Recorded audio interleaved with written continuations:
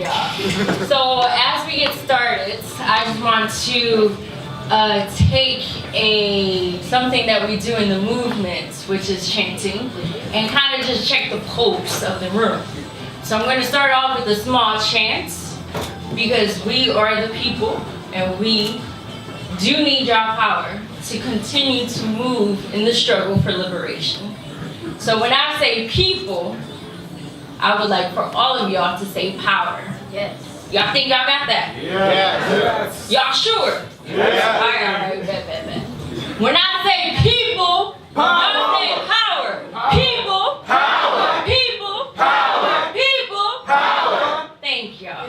I appreciate y'all. So as Ruben said, my name is Idalin, bobe, and where I started from was in North Philly.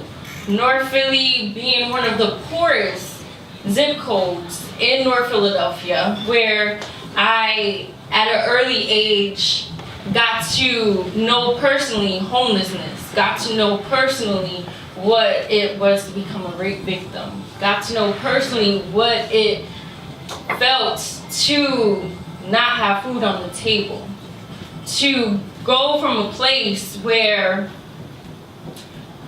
I questioned, why did my mother work so many hours, but still was poor. So I was a very curious child. And with that curiosity, that brought me into Silicon Valley. And how it brought me into Silicon Valley is the first time I put my hands on a laptop, just like this. So much information, knowledge was in that laptop. Things I didn't know was in that laptop. I went to school in a school to prison pipeline, which meant I got arrested 6 times in high school. Why? Just because I had questions. Just because I didn't know why we didn't have teachers. Why didn't we have books? Why there's more police than, school materials. And because of questioning that and being different, that led me into the school to prison pipeline. And luckily, I broke through that, through my laptop, which gave me so much information that I never had access to. And it led me on to a journey where I went to college. And going to college, I didn't really comprehend too much of what the major and things I was studying. But because of tech, I was able to comprehend things. Something that I didn't know before going to school was a number line. 0, negative numbers, positive numbers. But because of my laptop, I was able to go back and just kind of self-study through a whole bunch of things. And I ended up graduating with 3.86 in applied statistics. That I wasn't dumb, I just wasn't given a chance, which often happens to our youth. So coming, I was like, yo, what's this thing called a laptop? I need to figure out how to get more of those to the hood to empower more people. And once I went to what we called Yahoo, and it wasn't Google back then. I was just like, what is this thing called laptop, and where does these things come from? And it was like Silicon Valley. And I was like, Silicon Valley, which I thought when I first read it was Silicon Valley. And I was like, Silicon is like the boobs. So I didn't know. So I was like, I'm gonna go to Silicon Valley. I'm gonna go to Silicon Valley, I'm gonna figure it out. And once I got here, not only did I know that whatever happens here in Silicon Valley, it impacts the world. That's right. It impacts everything. And although I broke into tech, although I was nominated and received an award for Route 100 and 40 under 40, that did not stop marginalized communities from keeping and being oppressed. It didn't stop from poor youth, black and brown, from being criminalized just for their zip codes, just because their color of their skin. So although people can say, oh, that's the American dream, she worked hard.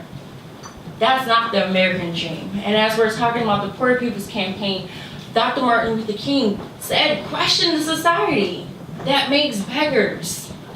We need to question these things. But if you are honestly being educated fixated on who Dr. King was, they were killed and assassinated for the same old things, which was questioning a system that caused economic oppression to people. And that's what we need to talk about, because Silicon Valley, for us to understand it, when we talk about the issues in Silicon Valley, we tend to talk about diversity issues. How many times, I know everybody gotta raise your hand, y'all all went to a conversation about diversity in Silicon Valley, and that's the only issues that's raised, which is a huge issue, but it's not the only issue. When it comes that 62% of the richest people have a combined income that equates to 3.2 billion people, and those 62 people, most of them live in Silicon Valley, that's a problem. In 2006, the top 5 companies in the world were oil companies. They were financial companies. Today in 2016, today in 2017, those companies are tech companies, all 5 of them. And it's easy for us to think of financial, banks and oil companies as evil. They prey on poor people. But is tech not doing the same? They say we want to give you free products. We want to give you free internet. But if it's free, who is the product? Are you not the product at the end of the day? I think Prince said it best when he said, when you're swiping an application, it's like picking cotton. Data is the new oil. So when we're here celebrating ourselves for our many achievements, we have to then consider, what role do we play in the role of oppression? When you have $52.6 billion that the US government funded for non-military purposes, what did that money go to? It went to startups, VCs. What did those VCs fund? Companies, tech companies. What those tech companies create? Created tools that serves as surveillance. Those phones, right now, NSA, CIA, they don't know what we're talking about. But because your geolocation, they know, okay, there's a whole bunch of black people in the room. They're talking about something about excellence. They got a whole bunch of activists here. They talking about some rallying up in Silicon Valley. There's a lot of things that we create. We are magical. We are geniuses. We do a lot. But we need to come to terms of what we're creating. In 1972, since we're celebrating Black History Month, we're going to talk about some history, if that's cool with y'all. Is that cool with y'all? All right. In 1972, Huey P. Newton, Power to the people, who is the founder of the Black Panther Party, created and raised the technology question and said if people did not have control of modern technology, they would be further abused and oppressed by modern technology. When we're talking about President Trump and how he is gaining momentum for picking out what is wrong in the United States with jobs leaving.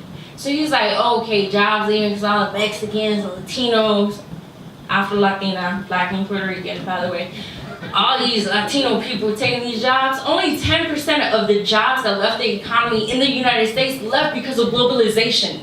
90% of those jobs left because of automation. So what are we creating in the world? We're technologists. We are people in Silicon Valley who have said anything we do here, not only does Ferguson, which I spent a lot of time in Ferguson. I was tear gassed in Ferguson. I was punched in the face by police in Ferguson. Not only people in here, people around the world feels the shakes. Whatever we do, they feel it. We need to hold ourselves accountable, and we need to ask ourselves, not only the police, who do they protect and who do they serve? Who do we as technologists protect and who do we serve? Right. That's right. You know what I'm saying? So I'm not here to bring us down, not at all. I believe Black girl magic is real. That's right. When I look at my nieces, it's real. When I look at my mother, it's real. Black boy joy is real. When I look at Ruben, who is my partner, it's real. Y'all are real. What we can do is real. We have a job, and I understand we live in a world where, rent in Silicon Valley, y'all. Come on, y'all. We need these tech jobs just to live here. Right. But this is not what we are put on this earth to do. We are so much more than that. And tonight I want to celebrate what we are here on earth to do. All this intelligence, all this Black beauty, all this amazingness. So thank you for just allowing me to speak. I hope I didn't worry y'all too much.